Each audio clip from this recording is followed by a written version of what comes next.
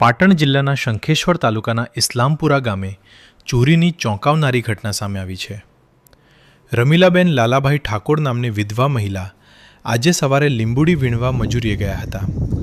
આ દરમિયાન અજાણ્યા શખ્સોએ તેમના ઘરનું તાળું તોડી સોનાની બુટ્ટી, કડું, લોકેટ અને ચાંદીની ઝાંઝરી સહિતની કિંમતી વસ્તુઓ ચોરી કરી હતી.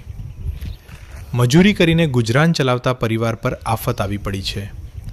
ઘટનાની જાણ થતાં ગ્રામજનો એકત્રિત થયા હતા અને પોલીસ તપાસ હાથ ધરવામાં આવી છે.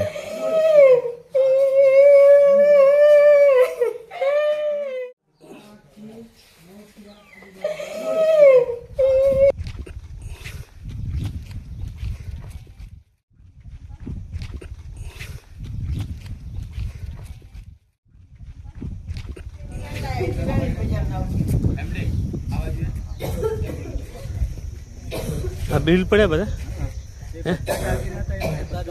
ના ના બિલ હે